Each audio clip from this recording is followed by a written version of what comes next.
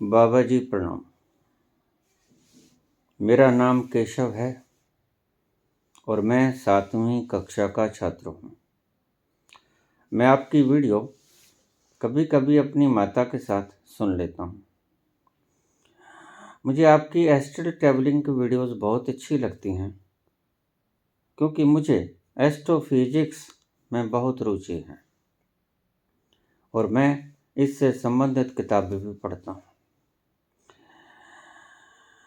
आपके सत्संग में वैज्ञानिकता और आध्यात्म का मेल होता है,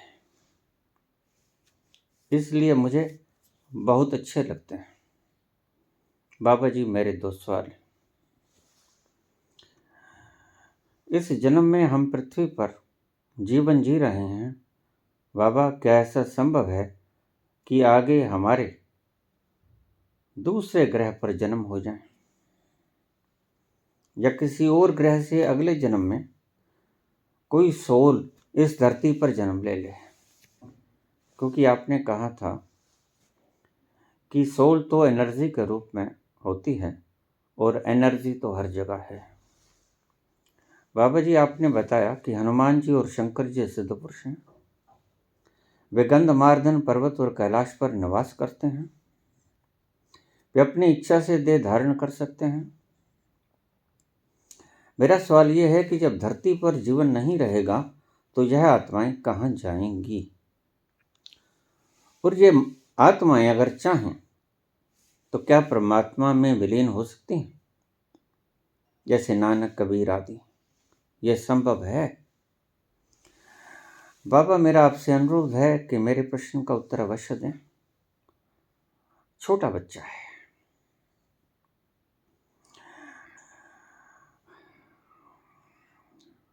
आपके कहने पर प्रतिदिन क्रिया योग करता हूं। आपने पिछले सत्संग में कहा था कि 12 साल की उम्र से बच्चे को क्रिया योग करवाना शुरू कर दो। धन्यवाद केशव, पंचकूला, हरियाणा।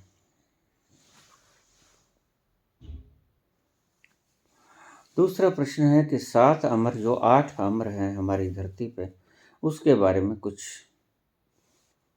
व्याख्या कीजिएगा। दोनों सवाल बच्चों के हैं। अश्वत्थामा बलिर्व्यासो हनुमाश्व विभीषण कृपया परशुरामस्य सप्त एव चिरंजीवतः। ये 7 चिरंजीव बताए जो अमर हैं। अश्वत्थामा है, बलि है, व्यास हैं, हनुमान जी हैं, विभीषण हैं, कृपाचार्य हैं, परशुराम हैं। 8वें भी हैं मार्कंडेय ऋषि। ये शब्द हमारे ज्ञानी कथावाचक अक्सर ही बोलते हैं और मैं इस फिराक में था कि मुझे कोई ये प्रश्न पूछे।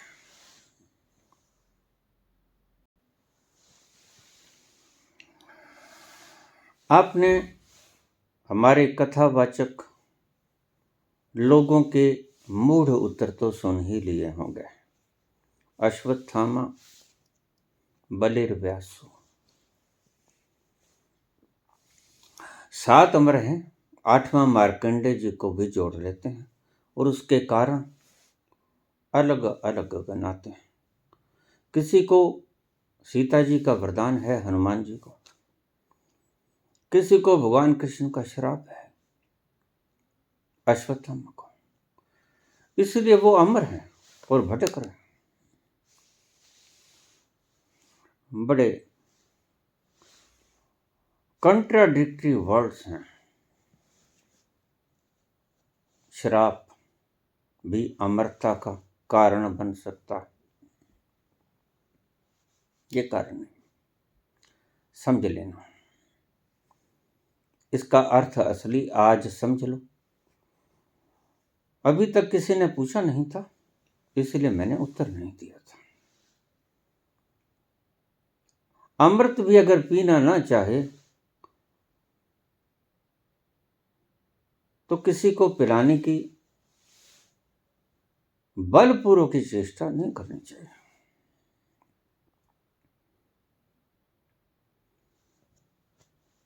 अश्वत्थामा, बलिर्व्यास, हनुमान सभी अमर हैं। 8 अमर हैं। 8वां मार्कंडेय जी। अब ध्यान से समझना बात क्या है और इन लोगों ने बना क्या दी। इन 8 को पता चल गया कि हम वो तत्व हैं जो कभी मरता नहीं। नैनम छिदन्ति शस्त्राणि नैनम दहति पावका न चैनम क्लेदन्त्यापो न शोष्यति मारुतः। इनको पता चल गया अमर तो आप सभी हो, लेकिन अहोभाग्यता तो उसी दिन होगी जिस दिन आपको पता चल जाएगा कि आप अमर हो। ऐसे तो अमर सभी। भगवान कृष्ण कहते हैं कि आत्मा अमर है, न शस्त्र काटता न अग्नि जलाता। तो अगर कथा में ये शब्द कहते हैं तो ये कथा वाचक इसका बेस नहीं जानते। किसी ने किसी ढंग से पाया उस अमृत तत्व को, किसी ने किसी ढंग से पाया। अश्वत्थामा ने साहस से पाया। साहस जरूरी गुण है,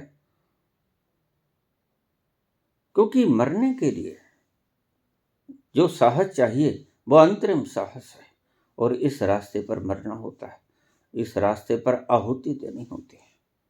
अश्वत्थामा ये जुर्रत कर गया, साहस बहुत था। इस साहस के कारण ध्यान रखना, ना कोई किसी के श्राप के कारण अमर होता है, ना कोई किसी के वरदान के कारण अमर होता है। जो भी अमर होता है वो अपने स्वयं के ज्ञान के कारण अमर होता है। वह स्वयं को जानने से ही अमर होता है कि मैं हूं कौन, हु एम आई। सो किसी ने वरदान दिया तो वो अमर हो गया, और किसी ने श्राप दिया तो वो अमर हो गया। ऐसा नहीं। अमृत जब भी मिलेगा, आपको भी जब मिलेगा, तो आपको स्वयं का दर्शन करके ही अमृतत्व मिलेगा। जैसे ही आप उस तत्व तक पहुंचे जो अमर है, जो मरता नहीं, जो छिदता नहीं, जो जलता नहीं, जो सूखता नहीं, जो भीगता नहीं, उस तत्व के पास गए तो आपको पता चल गया कि मैं अमर हूं, मैं ना मरूं। मरे संसारा मोहे मिला जिलावन हारा। ये जिलावन हारा कौन है? ये वो तत्व है जो सदा के लिए अमर है, कभी मरता नहीं, अजर है, अमर है, जो अनादि है, जो अनंत है, जो शाश्वत है, जो शिवो हम शिव स्वरूप है, सत्य चित्त आनंद है। वह तुम्हारा भीतरी स्वभाव है, और किसी के वरदान से, किसी के श्राप से तुम्हें वो नसीब ना होगा। ध्यान रखना, ये पाखंडी लोग आपको भटका देंगे। किसी के वरदान से कोई अपने आप को जान ले, ये कभी संभव ना हो पाएगा। हाँ, आपके भीतर की अंतर यात्रा के कारण आप अपने आप को खोज लें, साहस जुटा ले मरने का, कि आपका अहम मिट जाए। अश्वत्थामा की तरह वो अहम चाहे साहस से मिटे, चाहे हनुमान जी की तरह सेवा से मिटे, सेवा भावना से, चाहे विभीषण की तरह भाई का मोह त्याग करके, कुटुंब का मोह त्याग करके मिले। विभीषण को गद्दार कहने वाले लोग ये नहीं जानते कि विभीषण अमरता की श्रेणी में क्यों गिना गया। मनीषियों ने विभीषण को अमरता की श्रेणी में क्यों रखा? क्योंकि वो अमर है। और किस कारण से अमर है? क्या गद्दार भी अमर हो सकते हैं? नहीं, आपकी सोच गलत है।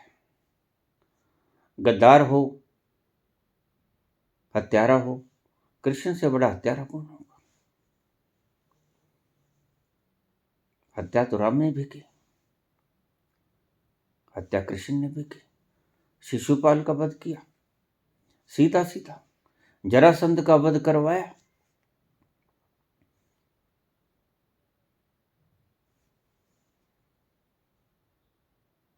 कंस का वध किया, हत्यारा था। और तो छोड़ो, महाभारत में 40 लाख लोगों का कत्ल भगवान कृष्ण के कारण हुआ।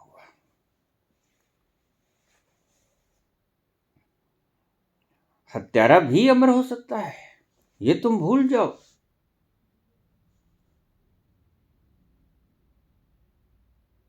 अणका तारी, गणका तारी। मैं कहता हूं सभी भेद मिटा दो। अमरता के मामले में तुम्हारा भेद कोई काम नहीं करेगा। ये नफरत के प्याले यहीं नहीं ढाले जाएंगे, यहां नहीं ढलेंगे। ये नफरत के प्याले, ये भेद के प्याले यहां नहीं ढलेंगे। अमृत तत्व के ऊपर आपके सभी नफरत के प्याले खत्म हो जाएंगे, टूट जाएंगे। हनुमान सेवा के कारण पहुंचे, सीता के वरदान के कारण नहीं पहुंचे। हनुमान सेवा करते करते करते करते सेवा करते करते अहंकार टूट जाता है आदमी का, और बलिदान के कारण पहुंचे।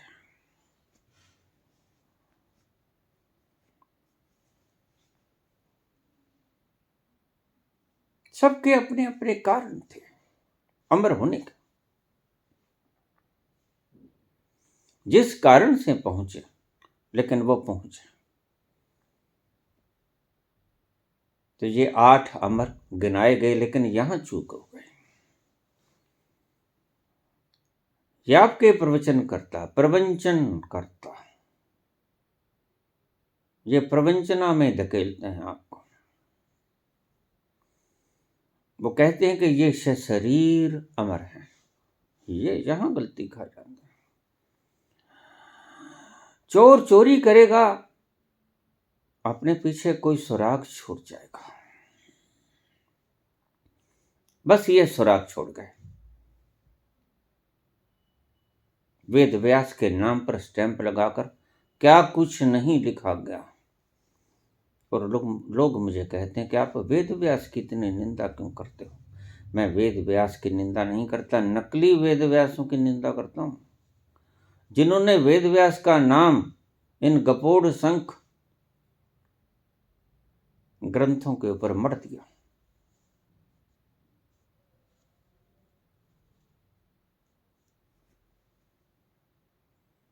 अश्वत्थामा बलिर्व्यासो,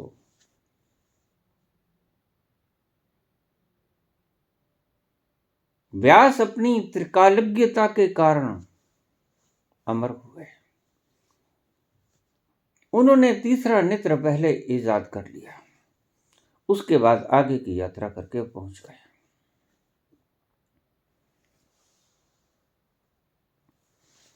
बहुत विस्तार से चर्चा न करूंगा, बस आपको यह बात समझाऊंगा कि शरीर कभी व्यक्ति अमर हो ही नहीं सकता। ये एक झूठ है। अभी पिछले प्रवचनों में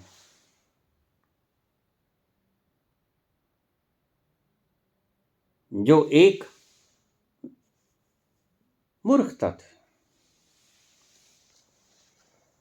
जो कहा गया था कि चिरंजीवी हैं, 5000 साल की उम्र है उनकी। लाड़ी महाशय युक्तेश्वर गिरी इनके गुरु बाबा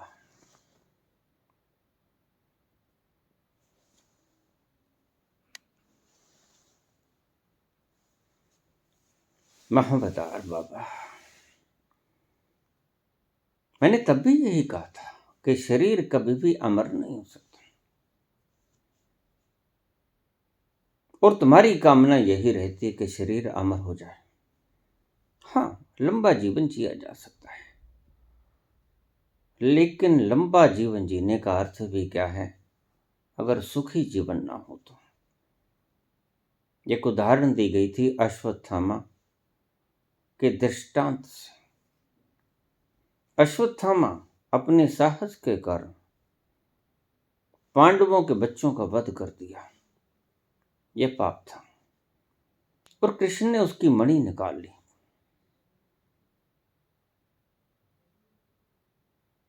भटकता फिरता है, दुख दर्द है, लेकिन तुम भूल गए, कहानी गलत लिखी गई। इन्हें ही मैं कपोड़ शंख कहता हूं।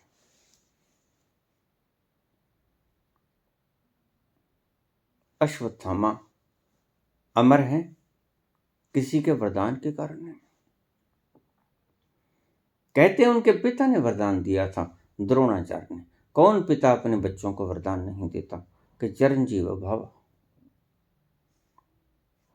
अपनी पुत्रियों को वरदान नहीं देता आयुष्मती भव, चिरंजीवी हो, तुम सदा जीवित रहो, तुम कभी न मरो। सभी पिता वरदान देते हैं, द्रोणाचार्य ने भी दे दिया होगा, लेकिन उसके कारण वो अमर नहीं हुआ। अमर तो जब भी कोई होता है, अब ये बात ढंग से समझ लेना, अमर जब भी कोई होता है अपनी खोज करके होता है कि मैं हूं कौन, हु एम आई। और यही संत कहते हैं नो दाई सेल्फ, अपने आप को जानो, सेल्फ रिमेंबर, अपने आप को याद करो कि तुम हो कौन। और भीतर से तो सभी अमर हैं, लेकिन ये 8 अमर क्यों गिनाते हैं? इन 8 अमरों को पता चल गया कि हम अमर हैं। इतना ही फर्क है आप में और हनुमान जी में।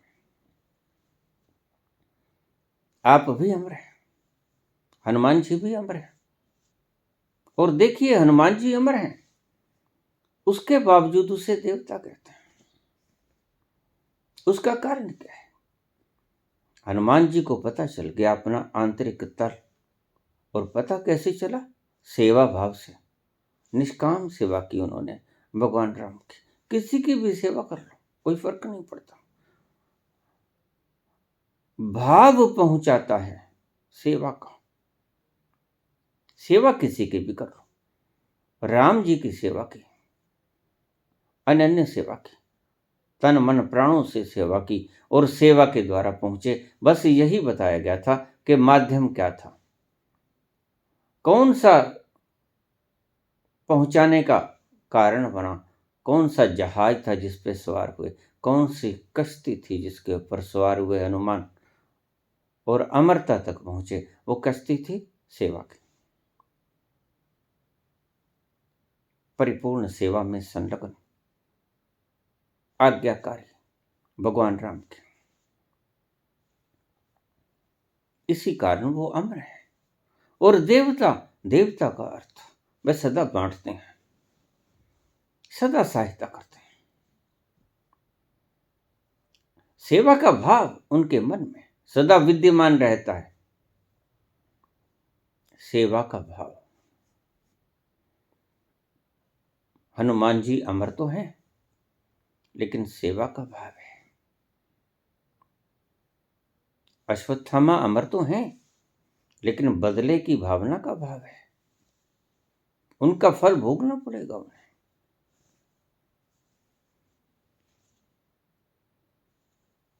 विभीषण अमर तो हैं, उन्हें पता चल गया कि मैं कौन, लेकिन अपने कुल का नाश किया। ये दुख भी साथ लिए फिरते हैं, ये भोग भी भोगने होंगे कि उनके कारण इतना विध्वंस हुआ। इन बातों का अपना अपना तर्क था। परशुराम को पता तो चल गया कि मैं अमर हूं, लेकिन जो क्रोधी, और इतना क्रोध कि जमदग्नि के कहने से अपनी माता रेणुका का सिर काट दिया फरसे से, उस क्रोध का फल तो भोगना पड़ेगा। इसलिए शास्त्र कहते हैं कि ये लोग हैं तो अमर हैं, सशरीर अमर हैं, लेकिन ये भूल गए कि शरीर कौन सा। स्थूल शरीर तो इनका गया, सूक्ष्म शरीर इनका बाकी है। वो शरीर की वासना सूक्ष्म शरीर के भीतर अभी है, और जब जाएंगे, जैसे बुद्ध में करुणा की भावना है, करुणा की वासना है, और उस करुणा के भावना के धागे के साथ वासना, करुणा भी वासना बन जाती है। यो भी बड़ा बारीक धागा है, यो भी रोक लेता है आपको। करुणा की भावना का धागा भी रोक लेगा आपको।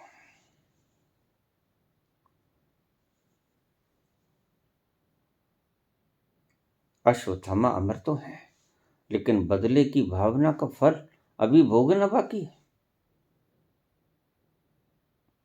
भोग कर जाएंगे।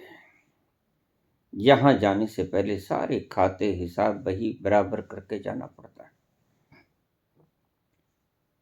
हनुमान जी के भीतर, हनुमान जी अमर हैं, लेकिन अभी सेवा का भाव, ये भी एक वासना है। बड़ा प्यारी बात है, सेवा की भावना भी वासना है। जैसे करुणा एक वासना है, शुद्ध है, लेकिन सेवा की भावना भी वासना है। इसके कारण ये अभी इस धरा के ऊपर चल फिर रहे हैं, यहां से वहां, यहां से वहां। मैंने इन सभी को देखा है। और भी बहुत से अमर हैं, ये सिर्फ 8 तो गिने गए। जिसने भी ये श्लोक लिखा उसको 8 का ज्ञान होगा,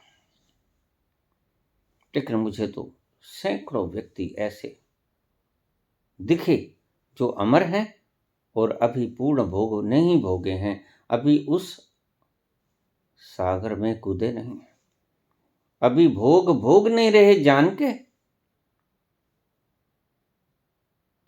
या उनकी इच्छा अनुसार उन्हें गर्भ नहीं मिल रहा, कोई कारण है। जैसे बुद्ध को अपनी इच्छा अनुसार गर्भ नहीं मिल रहा, मुक्त तो हो गए, मोक्ष नहीं मिला। पूछा इस बच्चे ने, हनुमान जी, शंकर जी सिद्ध हैं, गंधमार्दन पर्वत और कैलाश पर रहते हैं। क्या अगर ये मुक्त होना चाहें तो मुक्त हो सकेंगे? कबीर की तरह, नानक की तरह बिल्कुल हो सकेंगे, लेकिन इनको एक जन्म और लेना होगा। जो भी वासनाएं बाकी हैं, वो चाहे करुणा की ही क्यों ना हो, इसलिए बुद्ध को एक और जन्म लेना होगा।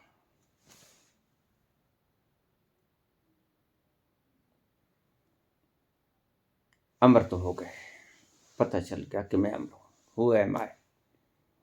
ये अमरता का ये मतलब होता है कि जो सारा दिन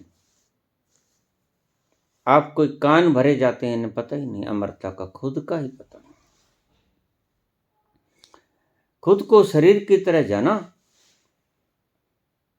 इसलिए ये श्लोक गढ़ लिया अपने ही अर्थों में कि हनुमान जी अमर हैं, किसी के वरदान के कारण अमर हैं। कोई किसी के वरदान के कारण कभी अमर ना हुआ है, ना होगा। जब भी कोई अमर होगा, स्वयं को जानने के बाद अमर होगा। स्वयं को जानने के साथ ही अमर हो जाएगा कि मैं हूं कौन। मैं वो तत्व हूं जो कभी मरता नहीं, जो जलता नहीं, कटता नहीं, सूखता नहीं, गलता नहीं, अमर, अजर हूं। कोई किसी के वरदान या शराब के कारण ना अमर होता है, ना अमर हुआ है, ना होगा। आप भी इन कथावाचकों की बातों में मत उलझना बेटे, बड़ी छोटी उम्र है। पहली बार इतने छोटे बच्चे ने मुझसे सवाल पूछा और मैं उस माता को धन्य समझता हूँ जिसने इस बच्चे को मेरी इतनी गहन वीडियोस सुनने के लिए बाध्य किया, मौका दिया। खैर, अभी इस बच्चे ने अपना जीवन बनाना है। आमतौर से मेरी बातें वृद्धों के लिए हैं, इन बच्चों के लिए नहीं। इन बच्चों ने 25 वर्ष तक अपना पूरा जीवन चलाने का बंदोबस्त करना है, सीखना है। हाँ, क्रिया योग बिल्कुल करो। क्रिया योग आपके भीतर वो क्षमता पैदा कर देगी कि तुम बड़े होकर यूपीएससी का एग्जाम लड़ो और जज बन जाओ और आईएएस ऑफिसर बन जाओ या आईपीएस बन जाओ। कुछ बड़ा कर सकोगे आप।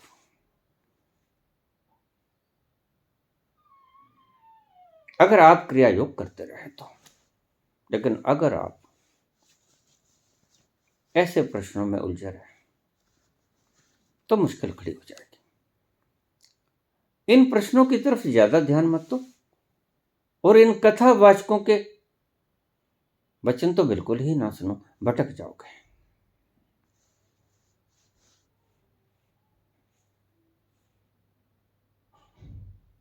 तो पूछा है कि क्या जब इस धरती पर जीवन नहीं बचेगा, एक दिन नहीं बचेगा?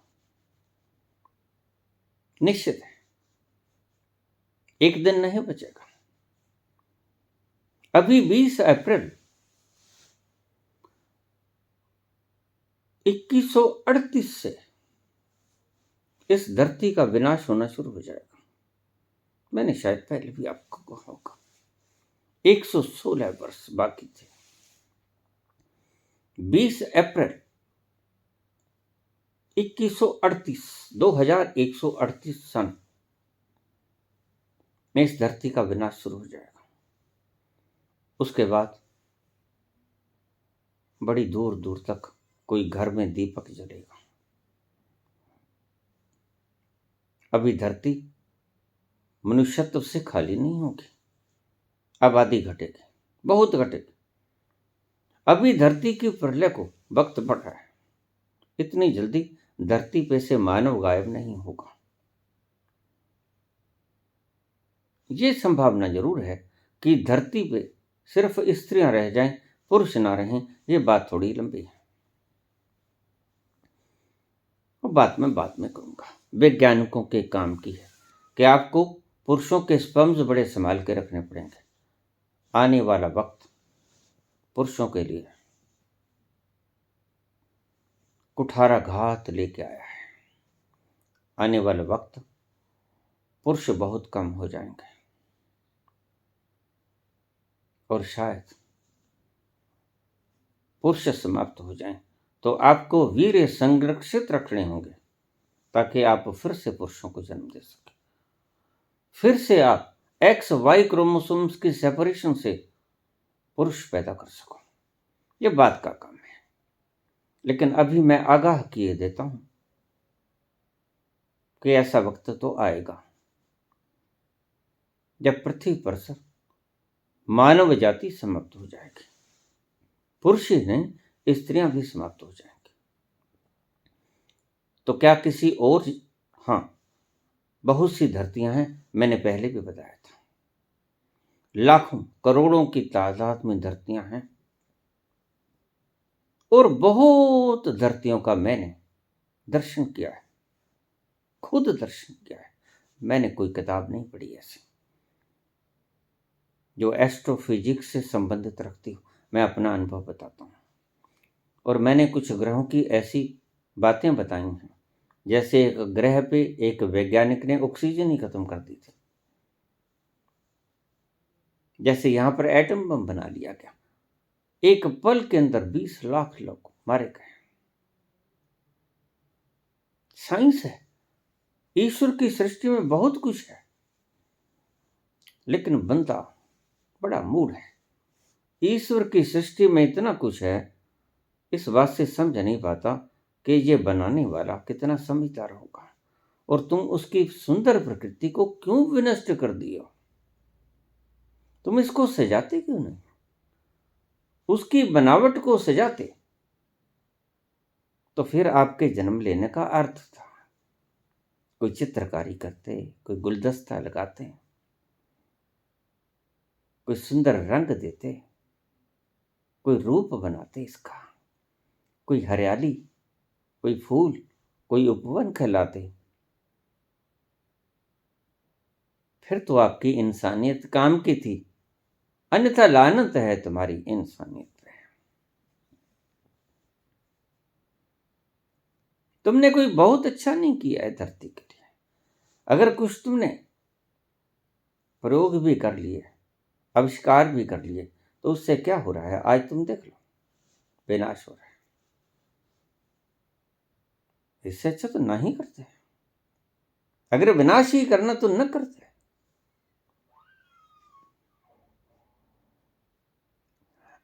अगर अगले जन्म में कोई सोल इस धरती पर जन्म लेना चाहे तो ले सकती है, बिल्कुल ले सकती है। ये आत्माएं एक दूसरे ग्रहों पर आती जाती रही हैं सदा से, बहुत शुरू से। यह प्रकृति का काम है। यह प्रकृति इधर से उधर करती रहती है, ये उसका खेला है। और उन धरतियों से भी यहां आ सकते हैं और इस धरती से भी वहां जा सकते हैं।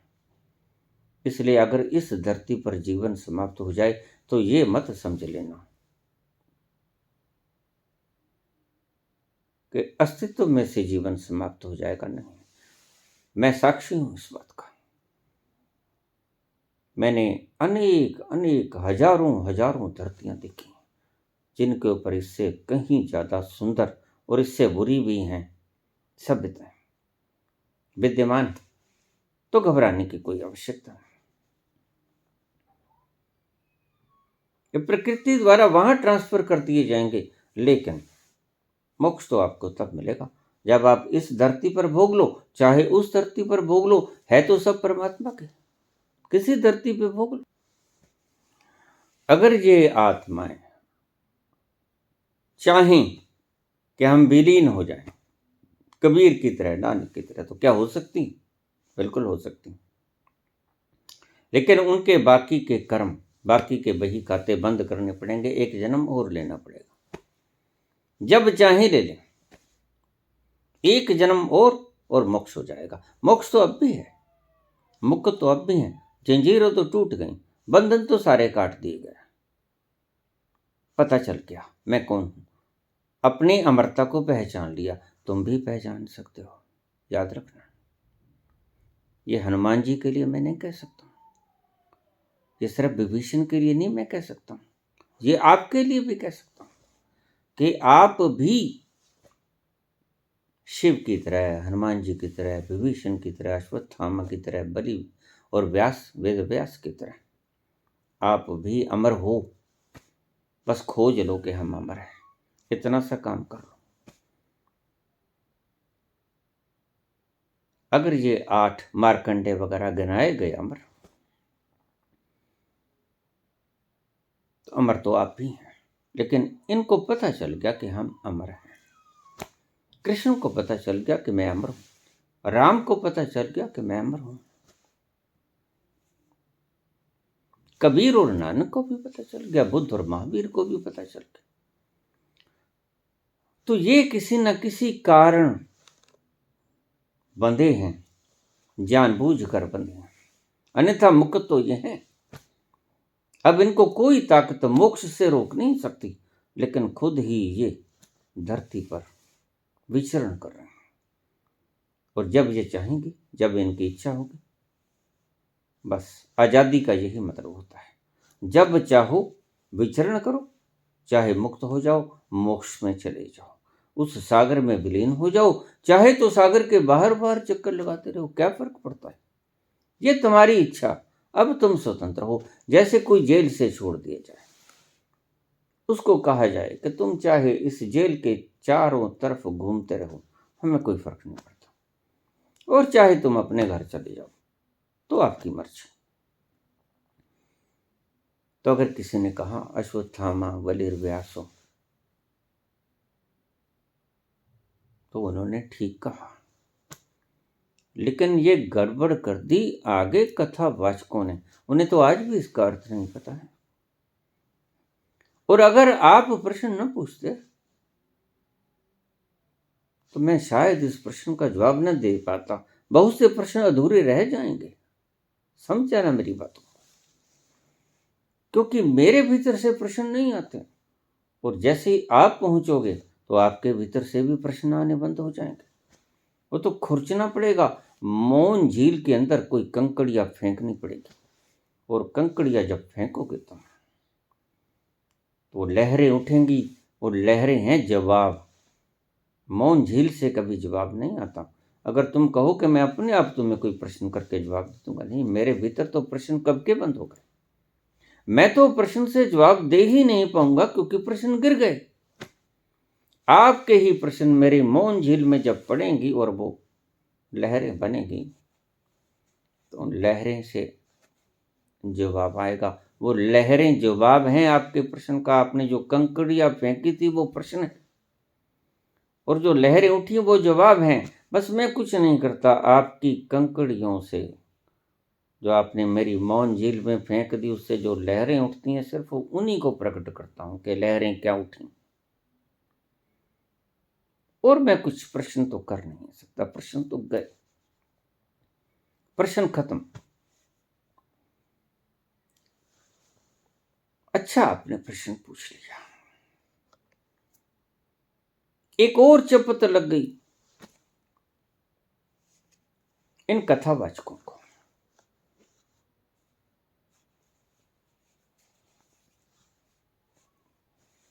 इनका कहने का अर्थ यह है कि वो शरीर के समेत इस धरती पर फिरते हैं। बहुत से अमर हैं जो धरती पर फिर रहे हैं, लेकिन कुछ के पास सिद्धियां हैं ऐसी। कुछ सिद्धियों के नाम अगर आपने सुने हो तो अणिमा, लघिमा, महिमा, गरिमा, ये सिद्धियां होती हैं। अपने शरीर को अपनी इच्छा से छोटा बड़ा कर लेना, अपने सूक्ष्म को स्थूल में बदल लेना, स्थूल को सूक्ष्म में बदल लेना, ये सब सिद्धियां। तो हनुमान जी के पास ये सिद्धि है, शिव के पास ये सिद्धि है। इनको देवता कहते हो क्यों? क्योंकि सदा ही ये मानवता को देते हैं, प्रसाद रूप से मुक्त होने का संदेश देते हैं, बांटते हैं, ज्ञान देते हैं, इसलिए इनको देवता कहा गया। कोई करुणा बांटता है, बुद्ध भी देवता है। यद्यपि अमरता तो है ही, अमर तो है ही, देवता भी हैं, क्योंकि बुद्ध भी करुणा देते हैं तुम्हें, बुद्ध भी करुणा बरसाते हैं। ये सारे लोग तुमने 8 गिनाए, लेकिन मैं तो सैकड़ों हजारों को जानता हूं जो अमर हैं और कुछ न कुछ मानवता को देने के लिए आज भी परिभ्रमण है, लुत्फ उठा रहे हैं उसकी सृष्टि का, और परिभ्रमण भी कर रहे हैं। उनकी मोच, अब उन्हें कोई बांध तो सकता नहीं। जेल से तो मुक्त हुए, अब फिर तो जेल में नहीं जा पाएंगे। अब उनकी इच्छा अपने घर में विश्राम करें सदा के लिए, या थोड़ा समय और बिता लें, या उनकी इच्छा पर निर्भर करता है। तो पूछा एक छोटे बेटे ने, केशव नाम है इसका, भगवान कृष्ण का नाम भी केशव है।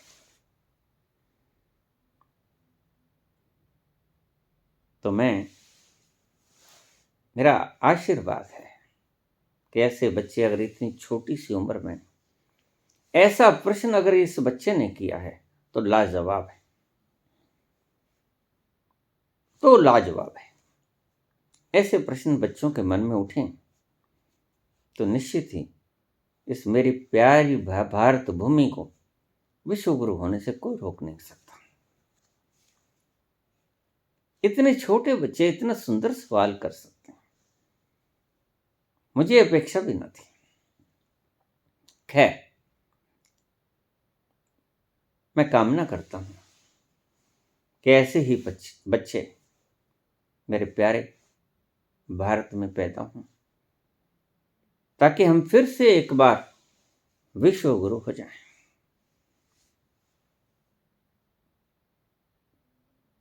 तो मैंने आप आज के वचन में ये कहा कि शरीर कभी अमर होता नहीं, और ये मूड है प्रवचन करता, उपदेश देने वाले, कथावाचक, इन्हें पता नहीं है कि शरीर कभी अमर न हुआ न होगा।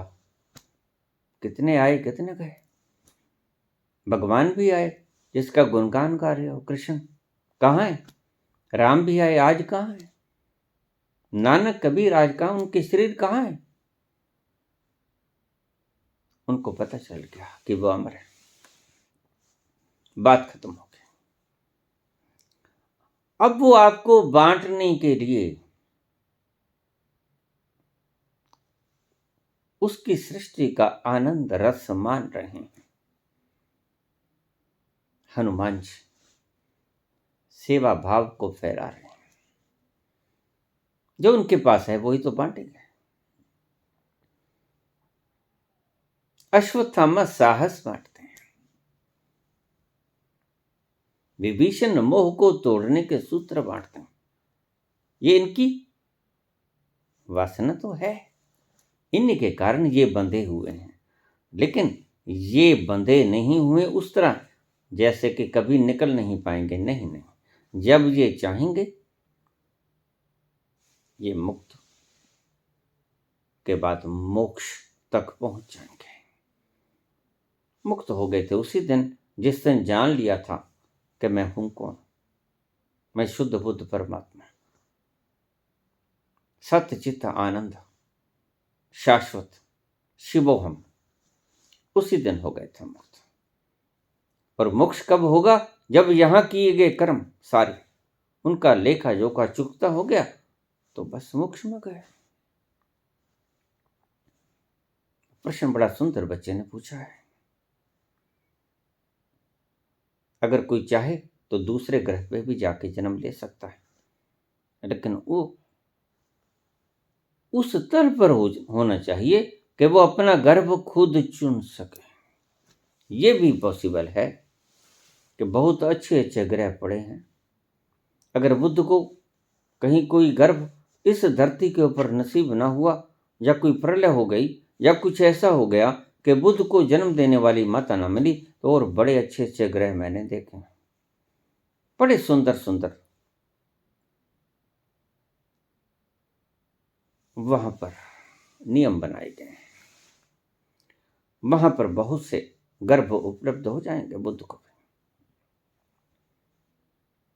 तो बुद्ध वहां जा सकते हैं और आप इंतजार करते रहोगे।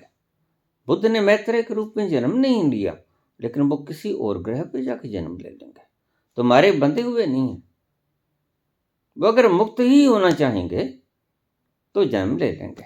अगर यहाँ माताएं असमर्थ हो गई तो और बहुत सी धरतियां हैं वहां पर जाकर, और यहाँ से कहीं अच्छी धरतियां हैं, कहीं ज्यादा अच्छी धरतियां हैं, जहां वेल मैनेजमेंट है,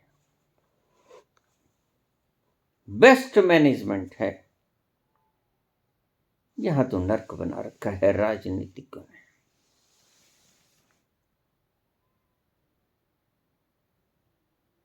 अगर शंकर चाहें, ये विज्ञान भैरव तंत्र का 112 विधियां जो बताई शिव ने मुक्त होने के लिए बताई, मैं आपको समझाता हूं। शिव देवता उस तरह से नहीं है जिस तरह आप मानते हैं। शिव देवता इस तरह हैं कि वो हैं तो अमर, जान गए अपनी अमरता को, और उनके पास ये सिद्धि है कि वो चाहे तो स्थूल बना लें और चाहे तो सूक्ष्म बना लें, इनकी मर्जी। हनुमान जी के पास भी ये सिद्धि है, चाहे तो सूक्ष्म बना लें चाहे तो स्थूल बना लें, लेकिन अपनी सही सही अवस्था में ये सूक्ष्म है, स्थूल में ये प्रकट हो सकते हैं, ये इनकी संभावना है, ये इनकी सिद्धि है। बाकी बहुत सी ऐसी आत्माएं हैं जो सूक्ष्म है उनके पास सिद्धियां नहीं, वो स्थूल धारण नहीं कर सकते, वो सूक्ष्म ही तो चलती फिरती रहेंगी। सारे संसार में वो अपना ज्ञान, अपना प्रेम, अपनी करुणा, अपना वात्सल्य, अपना साहस, अपनी मोह की भंगना आपको सिखाएंगे जहां जहां भी वो जाएंगे। जैसे जैसे जो जो जिसके पास है बांटने को, वो बांटेगा। और जब उसका मन आया कि अब चलें, अब लौट चलें, लौट जाएगा। यानी वो हमारे बंधन में नहीं है, वो अपने ही बंधन में है। उसने खुद को ही बांध लिया है अपनी वासना के द्वारा। आप किसी के बंधे हुए हो, आपको किसी वासना ने बांधा है। हनुमान जी खुद अपनी वासना में बंधे, बुद्ध अपनी वासना में बंधे हैं, शिव अपनी वासना में बंधे हैं। ये प्रत्येक अमर पुरुष जो धरती पर विचरण कर रहे हैं हजारों की संख्या में, ये अपनी अपनी वासनाओं से खुद बंधे हैं। बस आपके बंधन में और उनके बंधन में यही फर्क है कि आपका बंधन आप तोड़ नहीं पा रहे हैं, उन्होंने अपने सब बंधन तोड़ दिए। वो जब चाहें, ये इनके सेल्फ मेड बैंडेजेस हैं, ये इनके खुद के बनाए हुए बंधन हैं, जब चाहे तोड़ दें, इनकी मर्जी। जब चाहें काट दे रस्सी और चलें उन्मुक्त। चल हंसा उस देश, समुद्र जहां मोती है।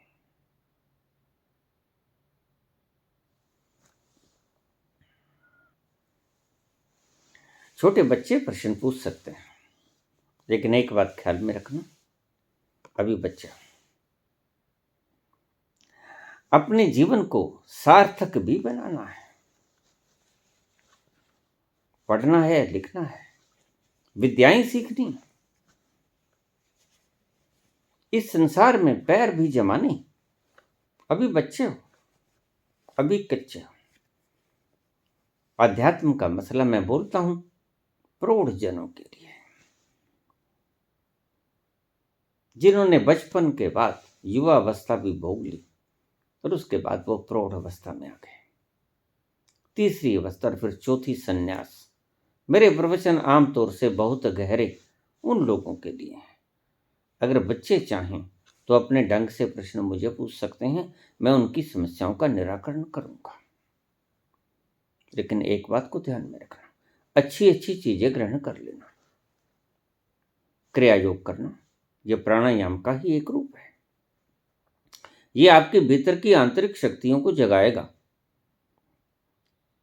आपकी कंपटीशन लड़ने की क्षमताओं को विकसित करेगा।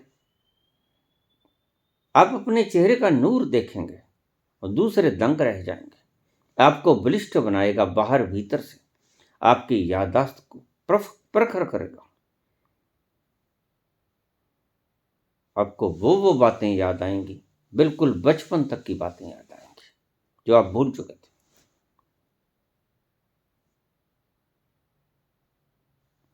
ध्यान भी कर सकते हैं, थोड़ी देर के लिए ध्यान भी कर सकते हैं। बच्चों को जल्दी मिल जाया करते हैं, इसलिए ध्रुव को जल्दी मिल गए।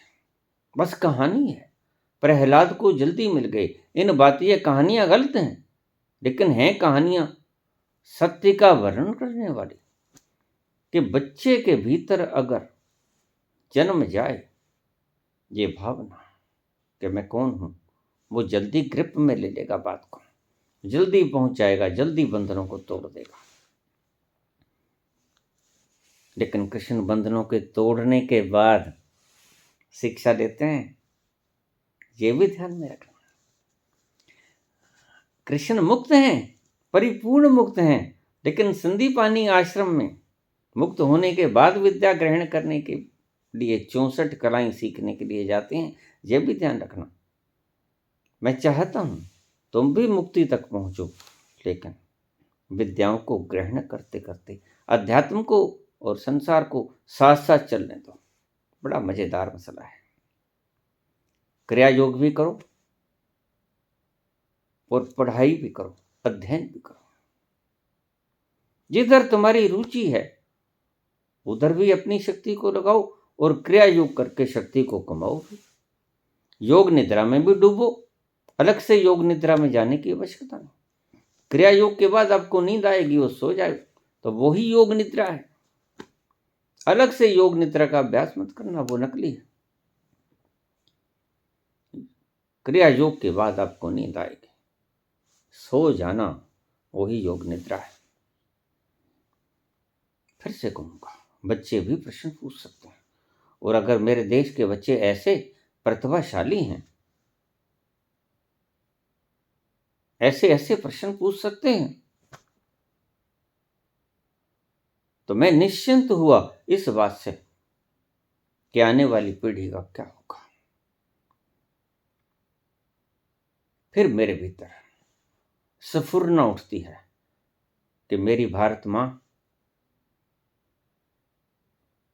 अभी बच्चों को जन्म दे रही हैं जिसके बल के ऊपर ये विश्व गुरु कहला पाए, ये विश्व गुरु कहला पाएगा।